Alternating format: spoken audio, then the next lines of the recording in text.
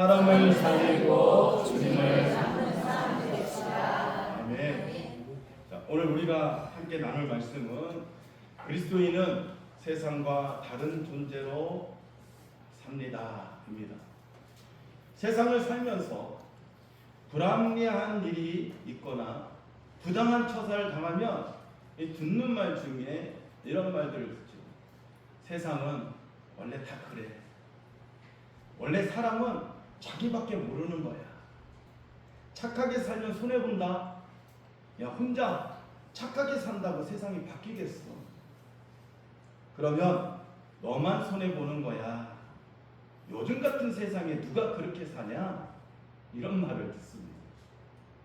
근데 우리는 이런 말을 너무나 자주 듣다 보니 어느새 이 말들을 세상의 현실이 아니라 인생의 진리처럼 받아들이며 산다라는 거죠.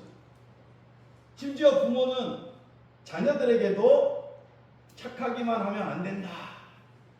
먼저 챙길 줄 알아야 돼. 세상은 냉정하니까 손해보면 안 돼. 그렇게 가르치죠. 이것이 현실을 살아가는 지혜인 것처럼 교육합니다. 가르쳐요. 그래서 정직하면 손해보는 것 같고, 양보하면 뒤처지는 것 같고, 배려하면 이용당하는 것 같고, 사랑하면 상처받는 것 같은 세상. 그래서 사람들은 점점 계산적이고 이기적으로 살아갑니다. 손익을 따지고요, 유빌리를 따집니다.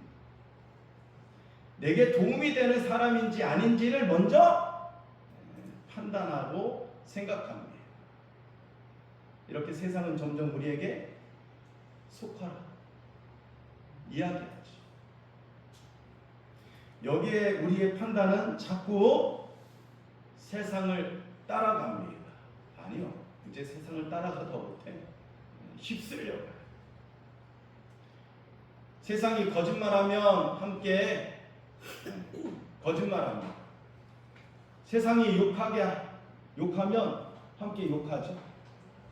세상이 경쟁하면 함께 경쟁합니다. 세상이 미워하면 함께 미워합니다.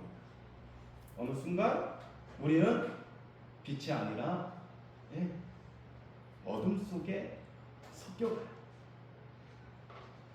그런데 오늘 본문에서 예수님은 전혀 다른 이야기를 하십니다.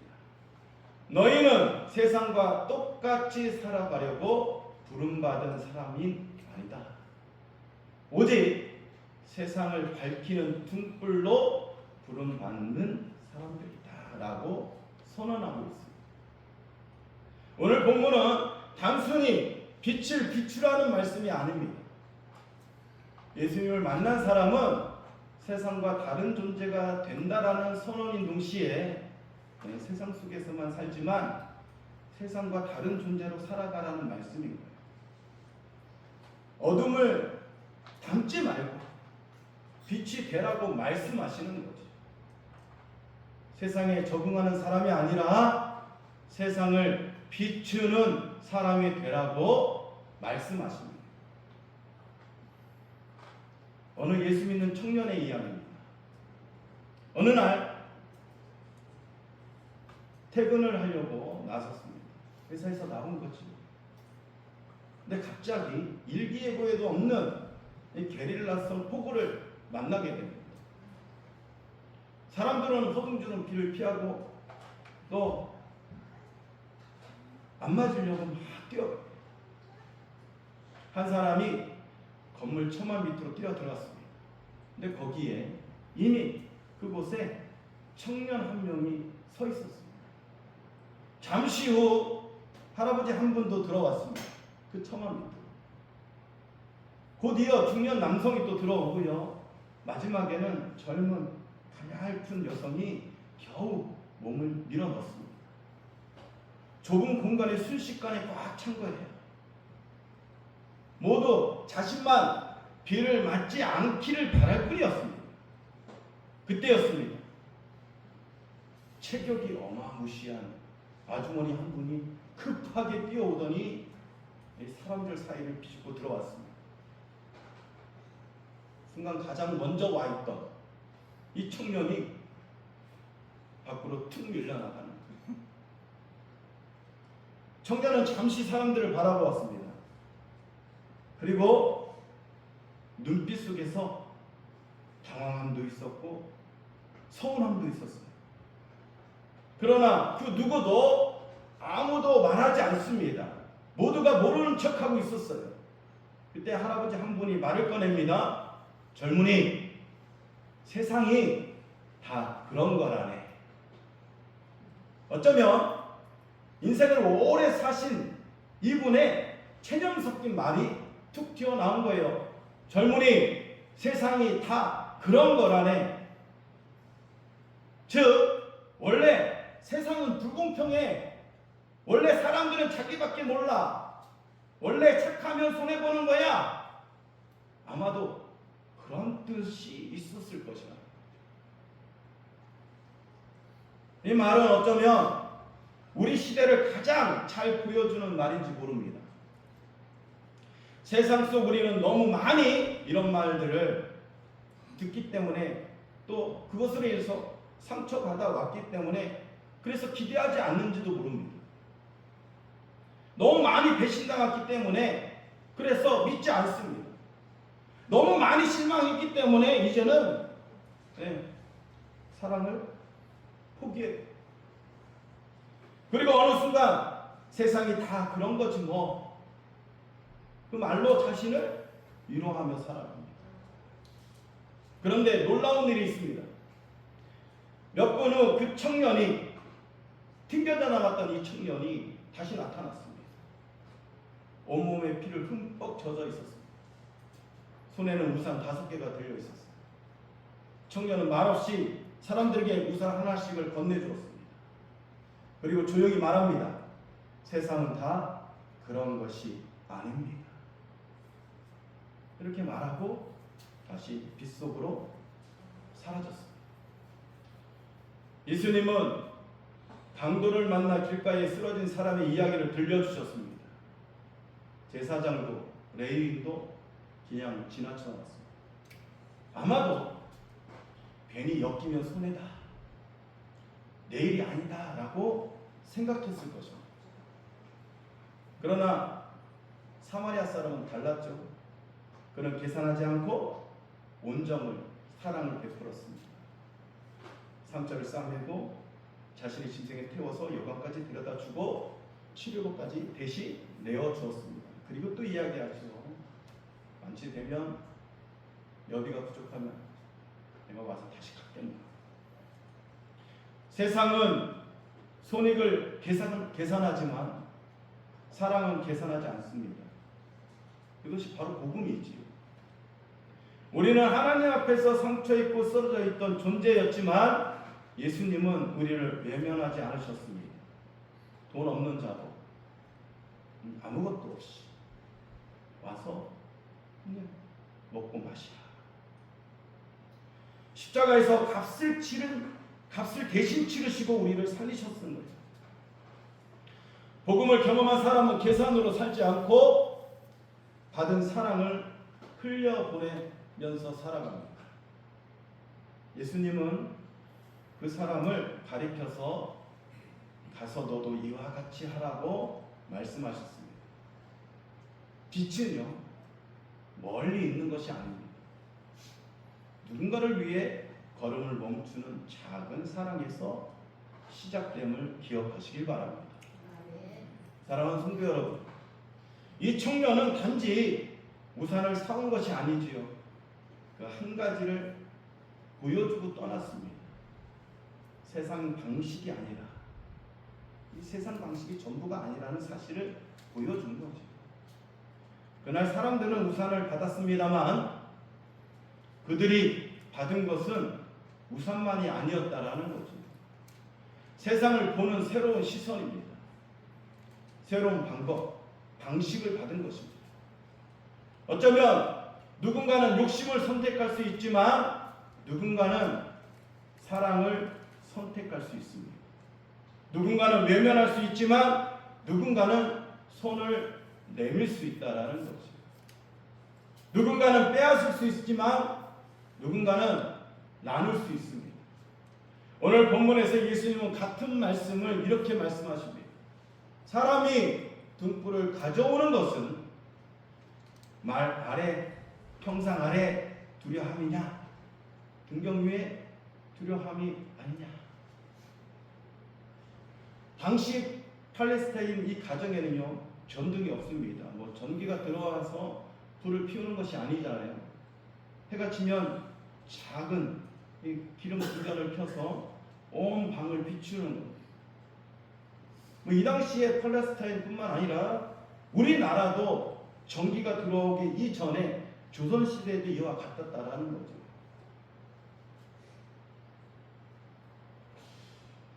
등잔을 켜는 것은 빛을 비추기 위한 부분들인데, 그 당시에 과거를 보러 가는 사람들이나 또 상인들 그 빛을 보고 오라는 신호였었더라. 나그네가 거처할 수 있는 곳이. 우리나라는 그래서 정이 많은 거죠. 그래서 나그네를 운전밖에 하지 않습니다. 어떻게든 재워서 보내고, 어떻게든 먹여서 보내고, 어떻게든 구제해서 사람을 살리려고 했다라는 그러한 정신이 여기에 있다라는 거죠. 그 작은 불빛 하나가 온 집을 밝히는 유일한 빛이기도 하지만 그 불빛은 생명을 살리는 불빛이라는 거죠. 그래서 누가 그 등불을 켜서 침대 밑에 숨기겠습니까? 그 낮은 곳을 두겠습니까? 아무도 그렇게 하지 않는다라는 거죠. 등불은 밝히기 위해서 존재하기 때문입니다. 예수님은 바로 이것을 말씀하시는 겁니다. 너희는 세상 속에 비치는 빛으로 부름받았다. 그리스도인은 세상과 다른 존재라. 예수님을 믿는다라는 것은 단순히 교회에 다니는 것이 아닙니다. 예배 참석하는 것만도 아니지요. 세상과 다른 존재로 살아가라는 것입니다. 많은 사람들이 말합니다. 남들도 다 그렇게 살아. 이렇게 정의하죠. 유별나게 살지 말라는 거예요. 그런다고 누가 너를 알아주겠냐라는 식의 세상은 다수의 기준에 맞추어 살라고 이야기합니다. 그러나 예수님 말씀하십니다. 사람의 기준이 아니라 하나님의 기준을 따라 살아가라고 부르셨다라는 거죠. 복음은 우리를 세상을 닮은 사람이 아니라 그리스도를 닮는 사람으로 부르셨습니다. 예수님께 받은 사랑은 우리를 평범한 기준이 아니라 사랑과 은혜의 기준으로 살아가게끔 하셨다라는 거예요. 그래서 복음은 세상이 미워하면 사랑하라, 세상이 욕하면 축복하라, 세상이 빼앗으면 나누라, 세상이 경쟁하면 섬기라, 세상이 높아지려고 하면 낮아지고, 또 세상이 억압하면 그를 위해서 기도하라. 이것이 하나님 나라의 방식임을 선언하고 있습니다. 하나님 나라의 방식으로 살아가려 하니 많은 사람들이 기독교를 오해합니다. 교회 다니면 착하게 살아야지. 물론 틀린 말은 아닙니다. 그러나 이것이 복음의 본질은 아니라는 거예요. 복음은 착한 사람이 되라는 프로젝트가 아닙니다. 복음은 새로운 존재가 되는 사건이지. 예수님을 만나면 삶의 기준이 바뀌어야 됩니다. 가치관이 바뀌어야 돼요. 세상을 보는 눈이 바뀌어야 됩니다. 이제는 손해를 계산한다면 이제는 용서와 사랑을 생각해야 되는 거죠. 이제는 나를 지키는 것이 우선이었다면 이제는 누군가를 살리는 것이 중요해집니다. 이제는 세상에 적응하려 했다면 이제는 세상을 비추는 사람이 되어야 한다는 거예요. 그래서 복음은 우리를 적응하는 사람이 아니라 하나님의 생명을 흘려보내는 사람으로 변화시키는 거죠. 너도 이와 같이 하라고 변화시키는 겁니다. 저는 좋은 아빠, 좋은 부모 그렇게 생각해봤어요. 예수 믿으면 좋은 사람이 돼야 되는 거 맞습니다. 근데 하나님은 그렇게 이야기하지 않습니다. 변은 익으면 고개를 숙여야죠. 하나님 말씀 전하면 뭐합니까? 그렇게 60대 되고 70대 은퇴해도 여전히 변함없는 본인의 모습을 보고 한탄해야죠. 하나님, 나는 왜 요거밖에 안 될까요? 여전히 욕심을 끌어내고 욕심, 여전히 명예를 들춰내고 여전히 권력 앞에 무릎, 여전히 하나님 말씀보다 내 생각, 내 기준, 내 뜻이 옳다고 주장하는 것. 왜 그 모양이 될까요? 좋은 아빠 되기보다는 좋은 하나님의 사람이 되기를 소망합니다. 문제는 이것이 쉽지 않다는 거예요. 왜냐하면 우리 안에는 늘 두 가지 목소리가 존재하고 있기 때문입니다. 하나는 상처받은 감정을 말하는 거예요. 상처받은 이 감정이 호소합니다. 너도 똑같이 해줘. 손해보지 마. 복수해야지. 꼭 갚아줘야지. 이런 목소리가 존재한다는 거죠. 다른 하나는 내 속에 성령께서 속삭이는 그래도 사랑해야지. 그래도 용서해라. 참아라. 섬겨라. 이런 것이 존재합니다. 그리스도인은 매일 이 두 목소리 사이에서 살아갑니다. 그래서 믿음으로 이 믿음의 사람도 갈등합니다. 세상에도 세상이 말하는 방식과 하나님의 방식 사이에서 선택했던 사람들이 있습니다. 성경에도요. 세상이 말하는 방식과 하나님의 방식 사이에 선택했던 사람들이 있었습니다. 바로 요셉이 그랬어요. 형들을 만났을 때 상처받은 감정은 야, 이제 복수할 기회다. 그랬을 거예요. 그러나 하나님께서 빚어가신 요셉의 마음은 달랐다라는 거예요. 그래서 훈련받고 연단받고 세워져야 된다는 게 이 결과인 거지요. 요셉은 형들을 끌어안으면서 이야기합니다. 당신들은 나를 해하려 하였으나 하나님은 그것을 선으로 바꾸사 많은 사람들의 생명을 구원하게 하셨습니다. 할렐루야. 복수는요, 상처를 되돌려주는 인간의 본성이에요.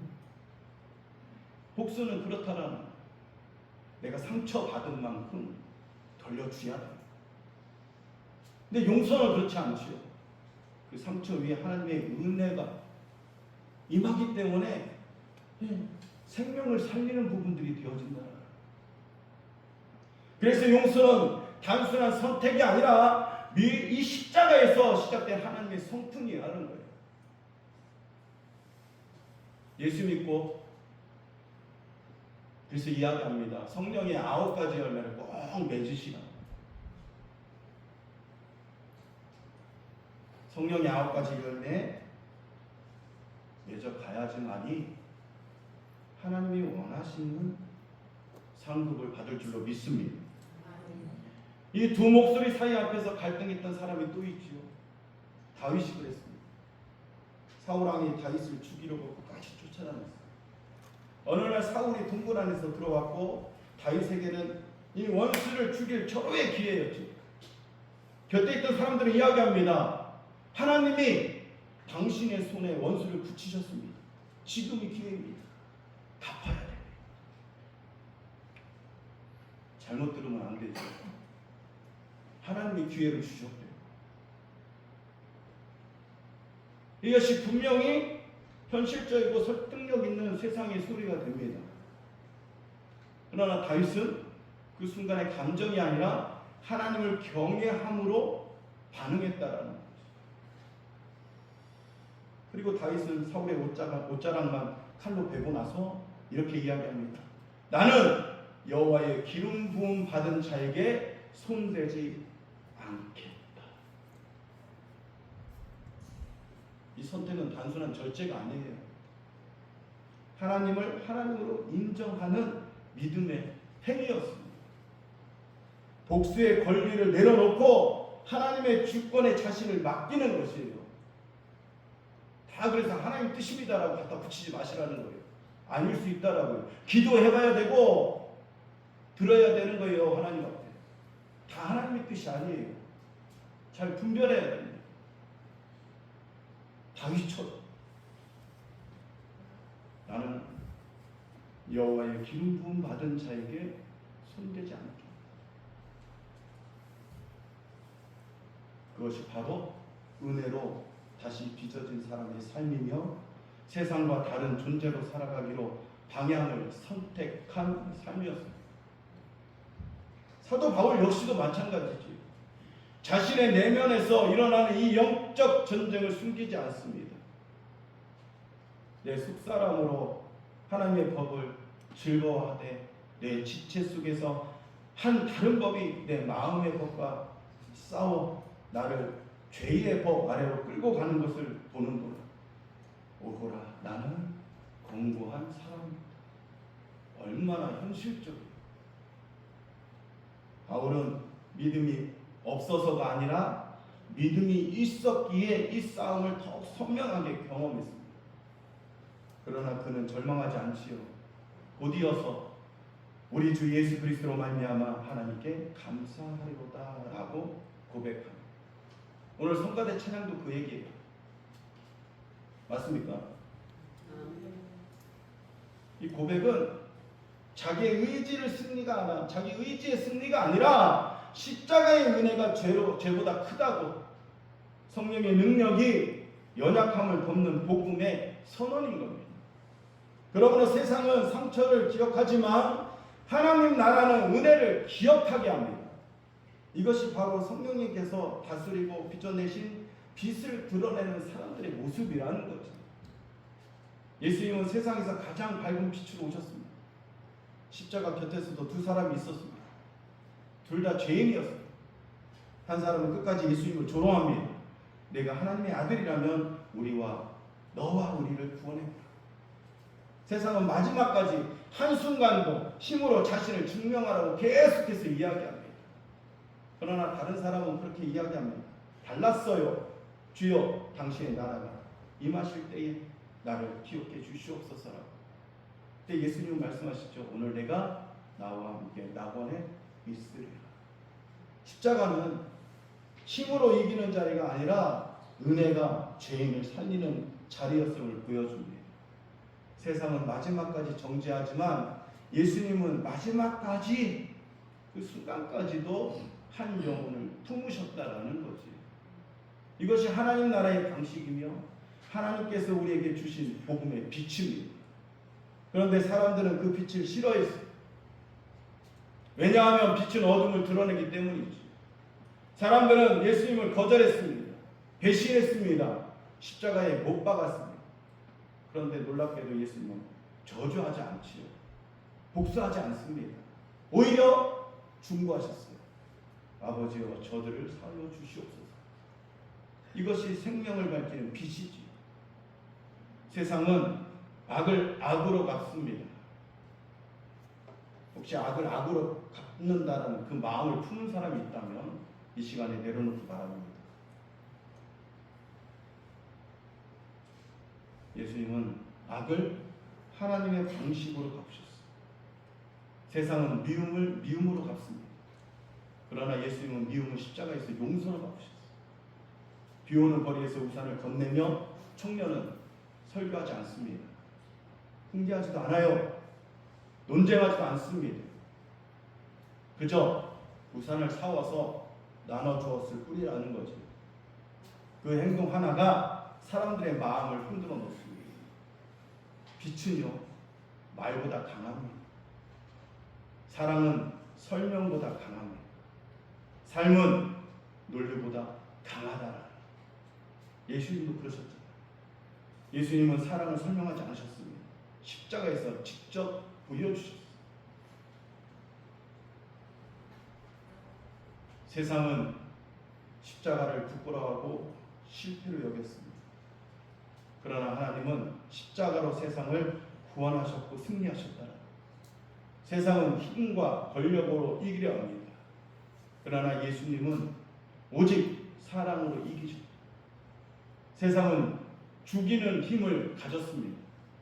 그러나 예수님은 살리는 말씀을 보여주셨다라는 것. 십자가는 세상과 다른 존재의 삶을 하나님의 방식이 무엇인지를 보여주신 줄로 믿습니다. 사랑하는 성도 여러분, 우리 안에서 들려오는 헤아리는 그 헤아림의 이 두 목소리의 싸움은 믿음이 없다라는 증거가 아닙니다. 복음은 우리의 내적 갈등을 외면하게 하는 것이 아닙니다. 오히려 죄와 연약함 속에 있는 우리를 그리스도의 은혜로 새롭게 하시는 하나님의 능력이라는 것을 다시 한번 보여주는 겁니다. 오히려 하나님께서 우리 안에서 일하고 계시다라는 이 사실을 확실하게 증거로 보여주신다라는 거예요. 그러므로 오늘도 성령님의 음성에 순종하는 이 작은 선택 하나가 세상에 물든 우리가 아니라 세상을 향해 방향을 비추는 그리스도의 사람으로 세워가시기를 바랍니다. 아멘. 말씀을 정리할게요. 사랑하는 성도 여러분, 세상은 여전히 우리에게 이야기합니다. 속삭입니다. 세상은 다 그런 거. 그러나 예수님은 말씀합니다. 너희는 어둠을 밝히는 빛이다. 그리스도인은 세상을 닮아가는 존재가 아닙니다. 세상을 밝히는 존재지. 어둠을 따라가는 존재가 아닙니다. 빛으로 빛을 비추는 존재라는 거예요. 그날 장대비 속에서 우산을 사왔던 청년처럼 십자가에서 사랑을 보여주신 예수님처럼 우리도 세상과 다른 존재로 살아가야 하지 않겠습니까? 누군가는 미움을 선택할 때 사랑을 선택하십시오. 누군가는 이기심을 선택할 때 섬김을 선택하십시오. 누군가는 두려움을 선택할 때 용기로 맞짱 뜨십시오. 누군가는 체념할 때 소망을 선택하시기 바랍니다. 그때 우리의 삶은 한 줄기 빛이 되어 비출 것이라는 거죠. 그리고 그 빛은 어둠을 이기고 사람들의 마음을 변화시키고 마침내 세상을 변화시키는 하나님 나라를 이어줄 통로가 되어줄 것입니다. 오늘도 세상은 다 그런 거라는 아니라 하나님 나라 백성인 예수 믿는 나는 다르게 살겠습니다. 고백할 줄 아는 담대한 그리스도인이 되시길 바랍니다. 어쩌면 오늘 우리 마음속에도 그 할아버지의 목소리가 있을 것입니다. 늘 그래 왔듯이 말합니다. 세상은 원래 그래. 사람은 다 똑같아.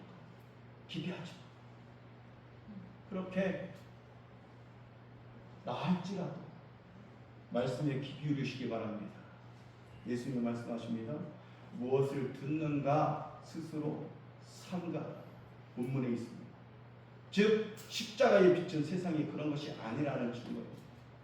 바로 이것이 오늘 예수님께서 말씀하신 등불의 삶입니다. 등불은 어둠과 타협하지 않아요. 작은 불빛일지라도 어두움을 밀어냅니다. 그리스도인은 세상과 싸워 이기는 사람이 아니라 세상 속에서 그리스도의 빛을 비춰 어둠을 물러가게 하는 사람인 줄 믿습니다. 하나님께서 세상을 포기하지 않으셨기 때문에 예수님께서 죄인을 위해서 죽으셨다라는 거, 부활이 있기 때문이죠. 소망이 있기 때문입니다. 복음이 있기 때문인 거예요. 그래서 그리스도인은 세상에 적응하는 사람이 아니라 세상 속에서 하나님 나라를 드러내는 사람이어야 한다라는 거. 세상은 늘 여전히 우리에게 말합니다. 원래 다 그래가 아니라, 그러나 복음은 그리스도 안에서 다르게 살 수 있다라고 선포한다. 세상은 그렇다 할지라도 하나님 나라 안에서는 그렇지 않습니다. 이것이 세상과 다른 존재로 살아가는 그리스도의 삶인 거죠.